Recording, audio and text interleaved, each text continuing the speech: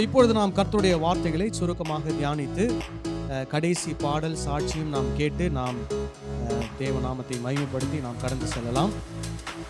நம்ம மத்தேயு 28வது அதிகாரம் 20வது வசனத்தை நாம் வாசிக்கலாம்.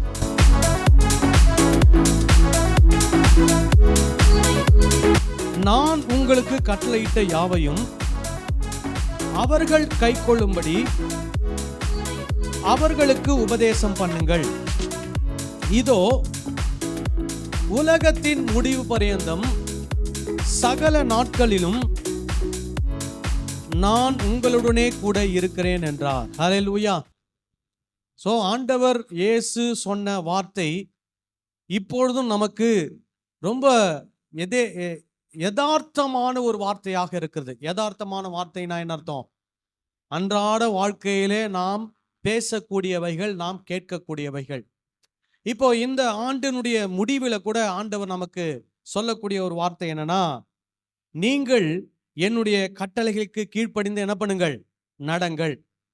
புதிதாக என்னை ஏற்றுக்கொண்டு என்னிடத்தில் வரக்கூடிய சீஷர்களுக்கு இந்த கட்டளைகளை என்ன பண்ணுங்கள்? கற்றுக் கொடுங்கள். இதோ உலகம் முடியும் வரை நான் உங்களோடு கூட என்ன பண்ண போகிறேன்? இருக்க போகிறேன். ஹல்லேலூயா. இப்போ இன்னைக்கு நமக்கு ஆண்டு முடிய போகிறது. ஆனா இயேசு என்ன சொல்லிட்டாரு? உலகம் முடிகிற வரைக்கும், உலகம் முடிகிற வரையந்தம் நான் உங்களோடு கூட என்ன பண்ண போகிறேன்? இருக்க போகிறேன். இப்போ இது நீங்க பாத்தீங்கன்னா ஆண்டவருக்கு முடிவு கிடையாது.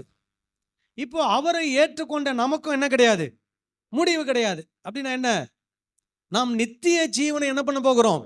சுதந்திரித்து கொள்ள போகிறோம். ஆகவே இந்த முடிவு பரியந்தன்றது கூட என்ன இல்லை, முடிவே கிடையாது. அவ்வளவு நாட்கள், அவ்வளவு காலங்கள் கர்த்தர் நம்மோடு கூட இருக்க போகிறார். நாம் கர்த்தரோடு கூட இருக்க போகிறோம். ஆனால் இந்த உலகத்துல வாழக்கூடிய நாட்கள் நமக்கு எப்படிப்பட்டது? மிக சொற்பமானது, கொஞ்சம் தான். என்னைக்கு பார்த்தீங்கன்னா எனக்கு ஒரு நண்பர் ஒருத்தர் டெய்லி ஒரு மெசேஜ் அனுப்புறார். அதாவது 1ஆம் தேதியிலேருந்து அனுப்பிட்டு இருக்கிறார். அவர் பேர் சுகுமார். நீங்க பார்த்தீங்கன்னா இன்னைக்கு கூட அவர் மெசேஜ் அனுப்புனாரு. அவர் டெய்லி எப்படி அனுப்புறாருன்னா, வருடத்தினுடைய 1வது நாள், வருடத்துடைய 2வது நாள் அப்படின்னு சொல்லி ஜனவரி 1ஆம் தேதியிலேருந்து இன்ன வரைக்கும் அனுப்பிட்டு இருக்காரு. இன்னைக்கு அவர் அனுப்பின மெசேஜ்ல பார்த்தீங்கன்னா வருடத்தினுடைய 362வது நாள்னு அனுப்பி இருக்கிறார். எனக்கு ஒவ்வொரு நாளும் ஒரு வசனம். அவர் டெய்லி எனக்கு அனுப்பும்போது எனக்கு என்ன ஞாபகம் வருது? இன்னைக்கு வருஷத்தினுடைய 100வது நாள், 200வது நாள், இன்னைக்கு 362வது நாள் இன்னைக்கு அனுப்பி இருக்கிறார். அப்போ நம்முடைய வாழ்க்கையிலே ஒவ்வொரு நாளும் என்ன ஆகிட்டே இருக்குது? போய்கொண்டே இருக்கிறது. வருடங்கள் ஒவ்வொரு நாளும் போய்கொண்டு இருக்கிறது. அதாவது 2000வது ஆண்டு நான் பைபிள் காலேஜில் படிச்சுட்டு இருக்கிறேன். 99வது ஆண்டினுடைய முடிவில் எனக்கு லீவ் கொடுக்குறாங்க. பைபிள் காலேஜ் முடிச்சுட்டு சென்னைக்கு வரேன். அப்போ எல்லாம் பைபிள் காலேஜில் பேசிக்கிறாங்க. என்னன்னா, 2000 வந்த உடனே கம்ப்யூட்டர்லாம் நின்று போயிடும், 2000 அது உலகமே ஸ்தம்பிச்சு போயிடும், அது நடக்க போகுது, இது நடக்க போகுதுலாம் சொன்னாங்க. அப்படிலாம் ஒண்ணுமே என்ன பண்ணல, நடக்கல. 2000 தாண்டி இப்போ எத்தனை வருஷம் ஆயிப்போச்சு? 25 வருஷம் ஆயிப்போச்சு. 25 வருஷம் முடிஞ்சு 26வது வருஷத்துக்குள்ள நம்ம வரப்போகிறோம். வருடங்கள் அது பாட்டுக்கு என்ன ஆகிட்டே இருக்குது? ஓடிக்கொண்டிருக்கிறது. உலகம் சுத்தி கொண்டு இருக்கிறது. சூரியன் நகர்ந்து கொண்டு இருக்கிறது. மனிதர்களும் என்ன ஆகிட்டே இருக்கிறோம்? நம்முடைய வாழ்க்கையிலே நகர்ந்து கொண்டு ஓடிக்கொண்டே இருக்கிறோம். நமக்கு முன்பதாக இருந்தவங்களாம் என்ன ஆயிட்டாங்க? கடந்து ராஜ்யத்துக்குள்ள பிரவேசித்து விட்டார்கள். நாம் இன்னும் இந்த உலகத்துல என்ன பண்ணி கொண்டிருக்கிறோம்? வாழ்ந்து கொண்டிருக்கிறோம். கிருபையாக ஆண்டவர் நமக்கு ஒவ்வொரு நாட்களும் என்ன பண்ணி கொண்டிருக்கிறார்? கொடுத்து கொண்டிருக்கிறார். எதற்கு? சாட்சியில கேட்டது போல அவரிடத்தில் நாம் அன்பு கூற வேண்டும். அவருடைய கட்டளைகளுக்கு என்ன பண்ண வேண்டும்? கீழ்ப்படிய வேண்டும். நன்மை செய்ய வேண்டும். தீமை என்ன பண்ணக்கூடாது? செய்யக்கூடாது. இந்த ராஜ்யத்தின் சுவிசேஷத்தை மற்றவர்களுக்கு என்ன பண்ண வேண்டும்? எடுத்து சொல்ல வேண்டும். ஹல்லேலூயா. இன்றைக்கும் ஆண்டவராகிய இயேசு கிறிஸ்து கொடுத்த கட்டளைகளை மறுபடியும் ஒரு சில காரியங்களை நாம் ஞாபகப்படுத்தி விட்டு செல்லலாம். போன வாரத்திலே நான் உங்களுக்கு மத்தேயு 5ஆம் அதிகாரத்திலே அந்த மலை பிரசங்கத்தில் இருக்கக்கூடிய கட்டளைகளை உங்களுக்கு ஞாபகப்படுத்தினேன். எதை குறித்ததான கட்டளைகள்? சுபாவம், நம்முடைய சுபாவம் எப்படி இருக்க வேண்டும் அதை பற்றிய ஒரு கட்டளை. என்ன ஆண்டவர் சொல்றாரு? ஆவியிலே எப்படி இருக்கணும்? எளிமை உள்ளவர்களாக இருக்கணும். தாழ்மையின் மனப்பான்மை நமக்கு வேண்டும். அப்போ நம்முடைய குணம், ராஜ்யத்துக்குள்ள இருக்கிறவருடைய குணம் எப்படிப்பட்ட குணமா இருக்கணும்? தாழ்மையின் குணம் நமக்கு அவசியம். இரண்டாவது எப்படிப்பட்ட குணம்? சாந்த குணம் உள்ள ஒரு குணம். சாந்த குணம், அதிலே குணம்ன்ற வார்த்தை வந்துடுச்சு. என்ன? நமக்கெல்லாம் அதிகாரம் கொடுக்கப்பட்டிருக்கிறது. அந்த அதிகாரத்தை நாம் எப்படி வச்சிருக்கணும்? கட்டுப்பாடோடு வைத்துக் கொள்ள வேண்டும். அந்த அதிகாரம் சுயநலத்திற்காக பயன்படுத்தப்படக்கூடாது. மற்றவருடைய நலனுக்காக, நன்மையை செய்வதற்காக நமக்கு ஆண்டவர் கொடுத்த அதிகாரத்தை என்ன பண்ண வேண்டும்? பயன்படுத்த வேண்டும். அடுத்த குணம் என்ன? இருதயத்தில் எப்படி இருக்கணுமா?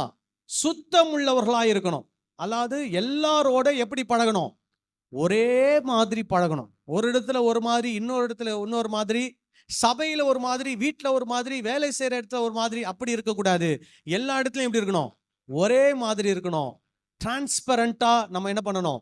வாழ வேண்டும். இது நம்முடைய குணத்தை குறிக்கிறது. இரண்டாவது நம்முடைய செயல்பாடுகள். நம்முடைய தேவ ராஜ்யத்தில் இருக்கக்கூடிய நாம் எப்படி செயல்பட வேண்டும்? முதலாவது நீதியின் மேல் எப்படி இருக்கணுமா? பசி தாகம் உள்ளவர்களாக இருக்கணும். அப்படின்னா என்ன அர்த்தம்? நம்முடைய செயல்கள் எதுவாக இருந்தாலும் அது எப்படி இருக்கணும்? நீதியானதாக இருக்கணும், நியாயமானதாக இருக்கணும். அந்த நபர் நம்ம எப்படி யாருக்கிட்ட போய் என்ன செய்கிறோமோ அதை பற்றி பிரச்சனை இல்லை. எப்படிப்பட்ட செயல்கள் செய்கிறோமோ அந்த செயல்கள் எப்படி இருக்க வேண்டும்? நீதியான செயல்களாக இருக்கணும். அதனால ஆண்டவர் சொல்றாரு, நீதியின் மேல் எப்படி இருக்கணுமா? பசி தாகம் உள்ளவர்களாக இருக்கணும். இரண்டாவது இரக்கம் உள்ளவர்களாக இருக்க வேண்டும். ஸோ நம்ம வாழ்க்கையிலே இரக்கம் என்பது ரொம்ப ரொம்ப முக்கியமானது. நம்முடைய வாழ்க்கையிலே இரக்க செயல்கள், அதாவது யார் ரொம்ப கஷ்டத்தில் இருக்கிறாங்களோ, அதாவது கஷ்டம் அப்படின்னு சொல்லும்போது நம்ம முக்கியமாக பார்க்க வேண்டிய விஷயம் 3 விஷயம். தங்குறதுக்கு வசதி இல்லை. ரெண்டாவது சாப்பிட்றதுக்கு என்ன இல்லை? சரியான உணவு இல்லை. போட்டுக்கிறதுக்கு சரியான துணி இல்லை. இதுதான் ஒரு மனிதனுடைய அடிப்படை தேவை. இப்படிப்பட்ட அடிப்படை தேவைகளுக்கு ரொம்ப கஷ்டப்படுகிற அப்படிப்பட்ட நபர்கள் மேல நாம் எப்படி இருக்கணும்? இரக்கம் உள்ளவர்களாக இருந்து நம்மால் முடிந்த நல்ல உதவிகளை என்னப்பட வேண்டும்? செய்ய வேண்டும். அதுக்கப்புறமா சமாதானம் பண்ணுகிறவர்களா என்ன பண்ண வேண்டும்? காணப்பட வேண்டும். நம்முடைய செயல்கள் எப்படிப்பட்ட செயல்களா இருக்கணும்? சமாதானத்துக்கு ஏற்ற செயல்களாக இருக்கணும். நம்முடைய குடும்பத்தில் நாம் சமாதானக்காரனாக இருக்கணும். நம்முடைய திருச்சபையில நாம் சமாதானக்காரனாக இருக்கணும். நம்முடைய குடும்பத்தார்னு சொல்லும்போது நம்முடைய சொந்தங்கள், இனஜன பந்துக்கள், நண்பர்கள், நம்முடையோடு கூட வேலை செய்கிறவர்கள், பக்கத்து வீடு, எதிர் வீடு, பின் வீடு, எல்லாரோடு கூட எப்படி இருக்கணும்? சமாதானமா இருக்கணும். வேத வசனம் அதை தான் நமக்கு சொல்லுகிறது. கூடுமானால் யாவரோடும் எப்படி இருங்கள்? சமாதானமாயிருங்கள். சோப்போ நம்முடைய செயல்பாடு எப்படி இருக்கணும்? சமாதானமான செயல்பாடு. அடுத்தது தேவ ராஜ்யத்திற்குள்ள இருக்கிறவர்கள் எப்படி இருக்கணும்னா துணிவுள்ளவர்களா இருக்கணும். துணிவுனா தைரியம். நீங்க பயந்தாங்கோலியா எங்க இருக்க முடியாது? எங்க இருக்க முடியாது? தேவ ராஜ்யத்துக்குள்ள இருக்க முடியாது. நீங்க பாத்தீங்கன்னா வெளிப்படுத்தின விசேஷத்துல ஆண்டவர் யார நரகத்துல கொண்டு போய் தள்ளுவார்னா பயப்படுகிறவர்களை தள்ளுவாராம். அதுல ஒரு வார்த்தை இருக்கிறது, பயப்படுகிறவர்கள். என்ன பயப்படுகிறவர்கள்?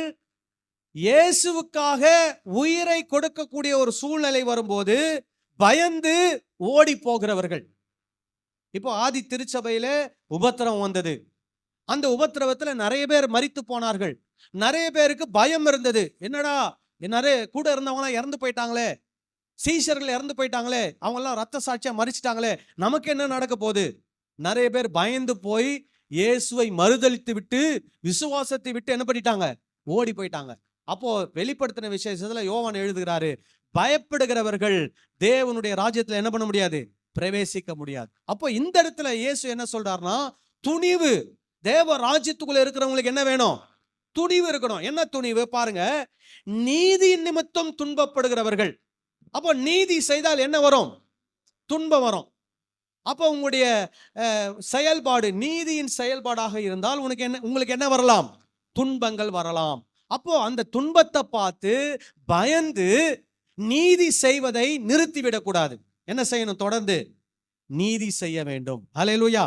இரண்டாவது இயேசு சொல்றாரு, என் நிமித்தம் உங்களுக்கு என்ன வரும்? துன்பம் வரும். 11வது வசனம், 5ஆம் அதிகாரம் 11ஆம் வசனம். என் நிமித்தம் உங்களை அநேகர் வந்து என்ன பண்ணுவார்கள்? துன்பப்படுத்துவார்கள். அப்போ என் நிமித்தமாக உங்களுக்கு துன்பம் வந்தாலும் நீங்கள் தொடர்ந்து என்னுடைய நாமத்தை நீங்கள் என்ன பண்ண வேண்டும்? பின்பற்ற வேண்டும். இதை யோசிக்கும் போது இதே மாதிரி வெளிப்படுத்தின விசேஷத்துல இன்னொரு வசனம் எனக்கு ஞாபகத்துக்கு வருது. வெளிப்படுத்தின விசேஷம் 3வது அதிகாரத்தை எடுத்துக்கொள்வோம். வெளிப்படுத்தின விசேஷம் 3வது அதிகாரம். பிலதெல்பியா சபையை குறித்து ஆண்டவர் சொல்றாரு. 3ஆம் அதிகாரம் 7ஆம் வசனம்.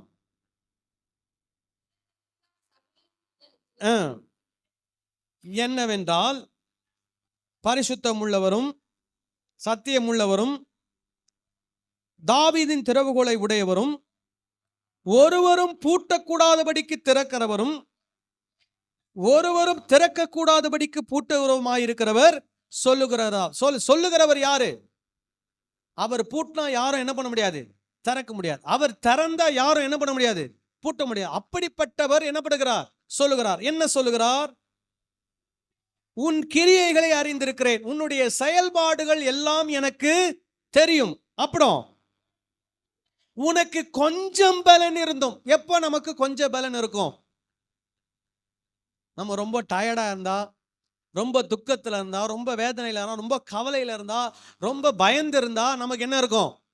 ரொம்ப கொஞ்சம் பலன் இருக்கும். ஆதி திருச்சபையில பிலதெல்பியா சபையாருக்கு கொஞ்சம் பலன் இருக்கிறது. ஏன்னா அவங்க உபத்திரவத்துக்குள்ள என்ன பண்றாங்க? கடந்து போகிறார்கள். ரொம்ப எங்க பார்த்தாலும் உபத்திரவம், எங்க பார்த்தாலும் அவங்கள துரத்தி அடிக்கிறாங்க.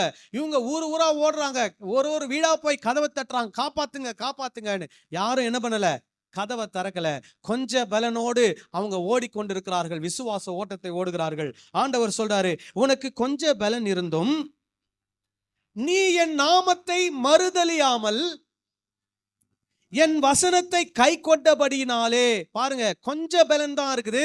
ஆனா இயேசு கிறிஸ்துவின் நாமத்தை என்ன பண்ணவில்லை? மறுதலிக்கவில்லை. கொஞ்ச பலன் தான் இருக்கிறது. ஆண்டவருடைய வார்த்தைக்கு என்ன பண்ணுகிறார்கள்? கீழ்ப்படுகிறார்கள். ஆண்டவருடைய வசனத்தை கை கொள்ளுகிறார்கள். இப்போ இப்படிப்பட்ட திருச்சபையை பார்த்து ஆண்டவர் ஒரு வாக்குத்தத்தம் கொடுக்கிறார். என்ன வாக்குத்தத்தம்?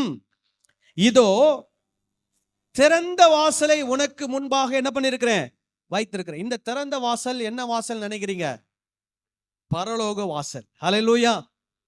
பரலோகம் உனக்காக எப்பொழுது என்ன இருக்குது? திறந்திருக்கிறது. யாருக்காக? கொஞ்ச பலன் இருந்தும் அவருடைய நாமத்தை மறுதலிக்காமல் இருக்கிறவர்களுக்கு. கொஞ்ச பலன் இருந்தும் அவருடைய வசனத்தை கை கொள்கிறவர்களுக்கு பரலோகம் எப்பொழுதுமே என்ன இருக்குது? திறந்திருக்கிறது. அப்புறம் பாருங்க, அதை ஒருவனும் என்ன பண்ண மாட்டான்? பூட்ட மாட்டான். அப்போ இயேசு மத்தேயுல என்ன சொல்றாரு? என் நிமித்தம் உங்களை என்ன பண்ணுவார்கள்? துன்பப்படுத்துவார்கள், உங்கள் மேல் பொய்யான குற்றச்சாட்டுகளை வைப்பார்கள், உங்களை கொலை செய்வார்கள். ஆகிலும் முடிவு பரியந்தும் நிலை நிற்பவனே என்ன பண்ணுவான்? ரட்சிக்கப்படுவான், நிலைத்திருப்பான். அப்போ இயேசு சொல்றாரு, என் நிமித்தம் உங்களுக்கு துன்பம் வந்தாலும் நீங்க எப்படி இருக்கணும்? துணிவோடு இருக்க வேண்டும். ஹல்லேலூயா. தைரியமா இருக்க வேண்டும். யார் உங்களுக்கு கதவு போட்டினாலும் பரலோகம் உங்களுக்காக என்ன வச்சிருக்குது? கதவை திறந்து வைத்திருக்கிறது. ஆண்டவர் திறந்து வைத்திருக்கிற கதவை யாரும் என்ன பண்ண முடியாது? பூட்ட முடியாது. ஒரு ஆமென் சொல்லலாமா?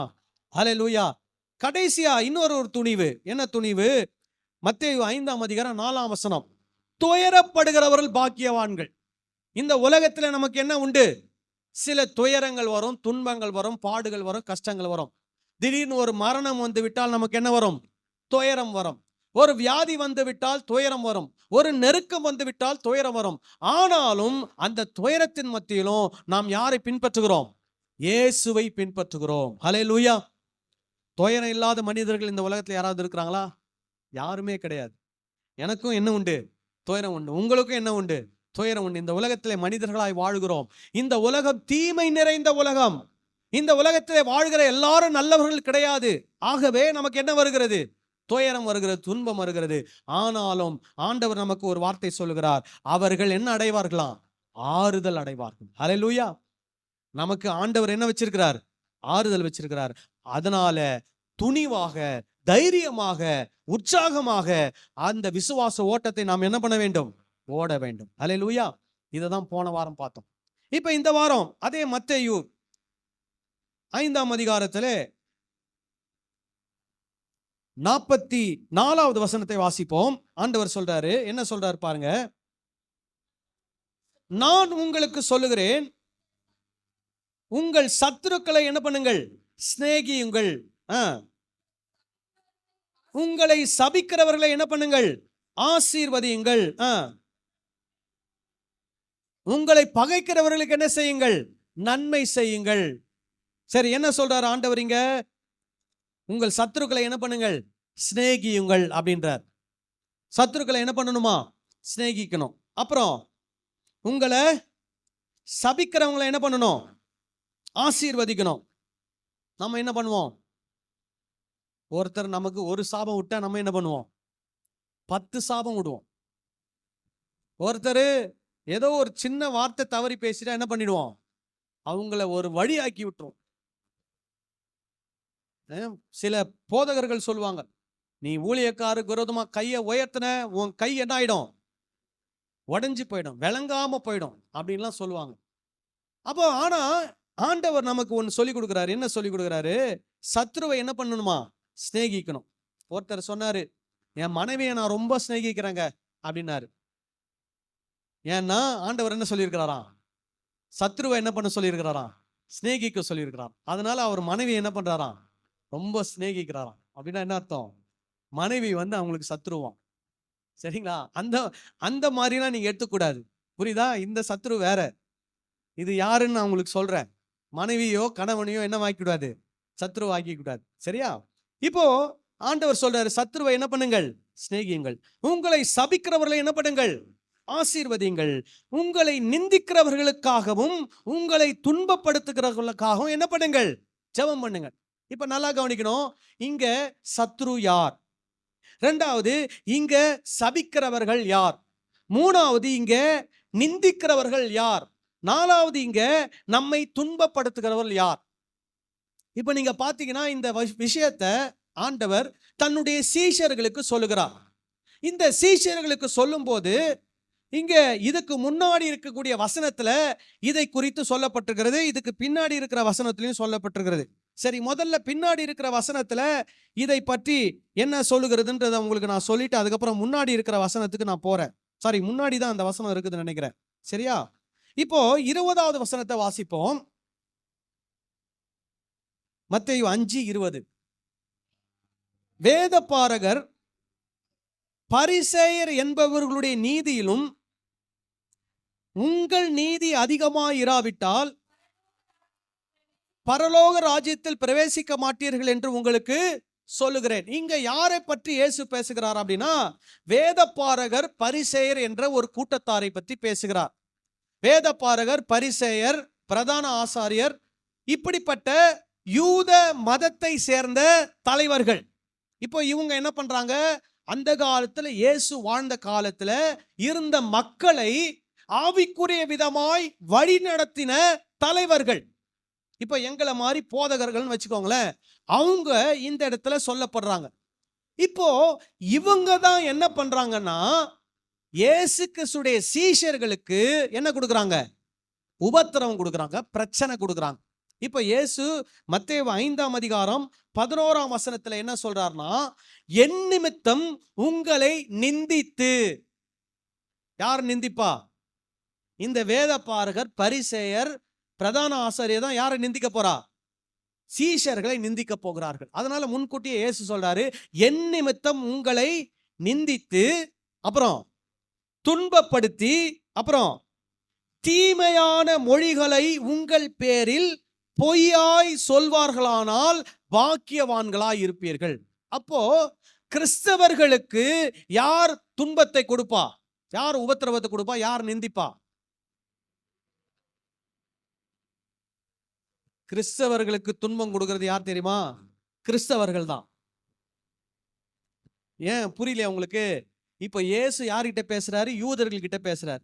சீஷர்கள் யூதர்கள். இப்ப இந்த சீஷர்களா இருந்த யூதர்களுக்கு யார் பிரச்சனை கொடுத்தது, அதே யூதர்கள் தான் பிரச்சனை கொடுத்தாங்க. ஆனா அந்த யூதர்கள் எதை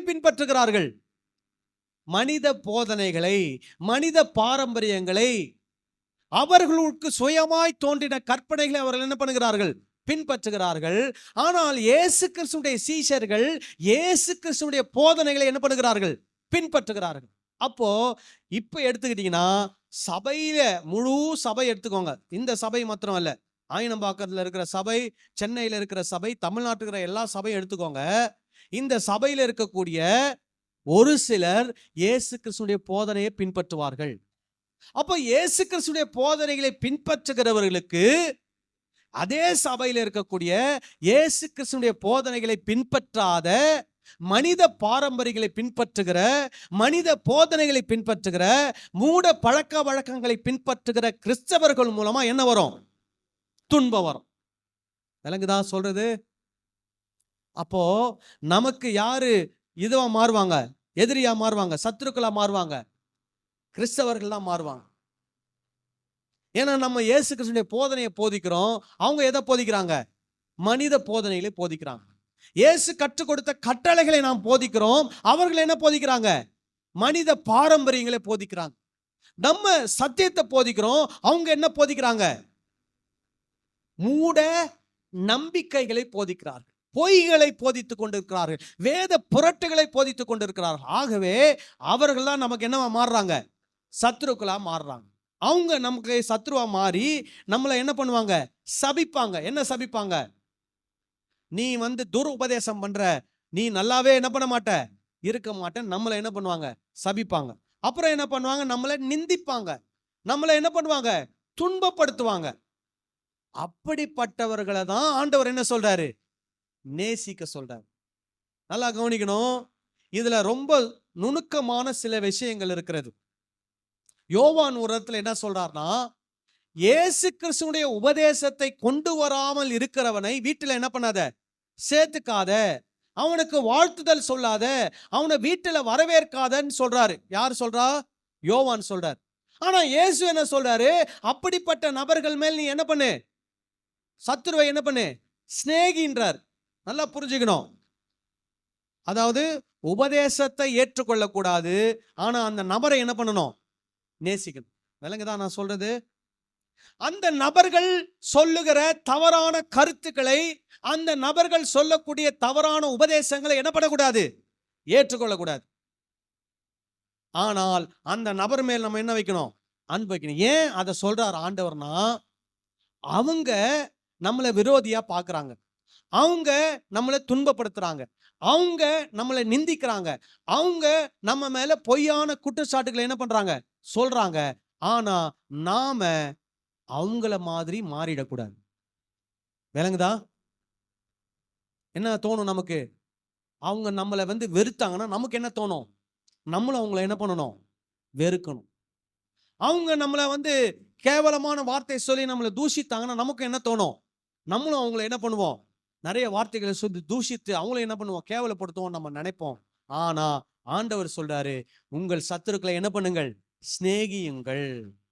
யார் உங்களை நிந்திக்கிறார்களோ, யார் உங்களை துன்பப்படுத்த வேண்டும் என்று நினைக்கிறார்களோ, யார் உங்களுடைய பெயரை கெடுக்க வேண்டும் என்று நினைக்கிறார்களோ, அவர்களை நீங்கள் என்ன பண்ணுங்கள்? ஆசீர்வதியுங்கள். அவர்களுக்காக என்ன பண்ணுங்கள்? ஜெபம் பண்ணுங்கள். என்ன சொல்லி ஜெபம் பண்ணும்? அவங்களுக்காக, ஆண்டவரே அவங்க ஒரு நாள் சத்தியத்தை என்ன பண்ணணும்? ஏற்றுக்கொள்ளணும். ஒரு நாள் சத்தியத்தை அறிந்து கொள்ளணும். ஒரு நாள் இயேசு கிறிஸ்துவின் கட்டளைகளுக்கு தங்களை என்ன பண்ணணும்? கீழ்ப்படிய பண்ணணும். அவங்களுடைய மூட நம்பிக்கையிலிருந்து என்ன பண்ணணும்? விடுதலை ஆகணும். அவங்க சத்தியத்தை சரியாக என்ன பண்ண வேண்டும்? புரிந்து கொள்ள வேண்டும் என்று அவர்களுக்காக ஜெபம் பண்ண வேண்டும். அவர்களுக்கு தேவ அன்பை நாம் என்ன பண்ண வேண்டும்? காண்பிக்க வேண்டும். என்ன காண்பிக்கணும்? அதுதான் வித்தியாசம். இயேசு கிறிஸ்துவின் சீஷர்களுக்கும் இயேசு கிறிஸ்துவின் சீஷர் அல்லாதவர்களுக்கும் இருக்கக்கூடிய வித்தியாசம். இன்றைக்கு உலகத்தில் இருக்கக்கூடிய எல்லா கிறிஸ்தவர்களும் இயேசு கிறிஸ்துவின் சீஷர்கள் கிடையாது. அவர்கள் இயேசு கிறிஸ்துவின் போதனைப்படி என்ன பண்ணுவதில்லை? நடப்பதில்லை. இயேசு கிறிஸ்துவின் கட்டளைகளுக்கு இடப்படுவதில்லை, கீழ்ப்படிவதில்லை. ஆகவே நம்மை எப்படி பார்ப்பாங்க? சத்ருவா பார்ப்பாங்க. நம்மளை என்ன பண்ணுவாங்க? நிந்திப்பாங்க. நம்மளை என்ன பண்ண நினைப்பாங்க? துன்பப்படுத்தணும்னு நினைப்பாங்க. நம்மளை சபிப்பாங்க. ஆனா அவங்க செய்யறதையே நாம என்ன பண்ணக்கூடாது? செய்யக்கூடாது. நான் அந்த இடத்துல வித்தியாசத்தை காட்ட வேண்டும். என்ன வித்தியாசம்? உங்களுடைய உபதேசத்தை நாங்கள் என்ன பண்ண மாட்டோம்? ஏற்றுக்கொள்ள மாட்டோம். உங்களுடைய மனித போதனைகளை நாங்கள் ஏற்றுக்கொள்ள மாட்டோம். உங்களுடைய மனித பாரம்பரியங்களை நாங்கள் ஏற்றுக்கொள்ள மாட்டோம். உங்களுடைய மூட நம்பிக்கைகளை, பழக்க வழக்கங்களை நாங்கள் ஏற்றுக்கொள்ள மாட்டோம். நாங்கள் எதன்படி நடப்போம்? இயேசு கிறிஸ்துவின் கட்டளையின்படி நடப்போம். நாங்கள் எதன்படி நடப்போம்? சத்தியத்தின்படி நாங்கள் நடப்போம். ஆனால் எங்களுக்கு இயேசு கற்றுக் கொடுத்திருக்கிறார், நாங்கள் உங்களைப் போல என்ன பண்ணக்கூடாது? மாறக்கூடாது. நாங்கள் இயேசுவை போல இருந்து உங்களை நாங்கள் என்ன பண்ணுவோம்? நேசிப்போம். நாங்கள் இயேசுவை போல இருந்து உங்களை நாங்கள் என்ன பண்ணுவோம்? ஆசீர்வதிப்போம். நாங்கள் இயேசுவை போல இருந்து உங்களுக்காக நாங்கள் என்ன பண்ணுவோம்? ஜெபம் பண்ணுவோம். அல்லேலூயா. இதை தான் இயேசு நமக்கு என்ன பண்ணியிருக்கிறார்? கற்றுக் கொடுத்திருக்கிறார். ஆகவே இந்த வருஷத்தினுடைய முடிவில் நாம் ஒரு தீர்மானம் எடுக்கிறோம். என்ன தீர்மானம்? இந்த உலகத்தில் இருக்கிற மற்ற கிறிஸ்தவர்களை போல நான் என்ன பண்ண மாட்டேன்? இருக்க மாட்டேன். நான் வித்தியாசமானவன். நான் இயேசுவை பின்பற்றக்கூடியவன். இயேசுடைய கட்டளைக்கு என்ன பண்ணக்கூடியவன்? கீழ்ப்படியக்கூடியவன். ஆகவே நான் இயேசுவை போல என்ன பண்ணுவேன்? என்னுடைய சத்துருக்களை நான் என்ன பண்ணுவேன்? சிநேகிப்பேன். என்னை நிந்திக்கிற, என்னை சபிக்கிறவர்களை நான் என்ன பண்ணுவேன்? ஆசீர்வதிப்பேன். என்னை நிந்திக்கிறவர்கள், என்னை துன்பப்படுத்துறவர்களுக்காக நான் என்ன பண்ணுவேன்? ஜெபம் பண்ணுவேன் என்று சொல்லி அப்படிப்பட்ட ஒரு வித்தியாசமான பிரித்தெடுக்கப்பட்ட ஒரு வாழ்க்கையை நாம் வாழ வேண்டும். அல்லேலூயா. அதற்கு நாமே என்ன பண்ண வேண்டும்? அர்ப்பணிக்க வேண்டும். கர்த்தர் நம்மை என்ன பண்ணுவாராக? ஆசீர்வதிப்பாராக.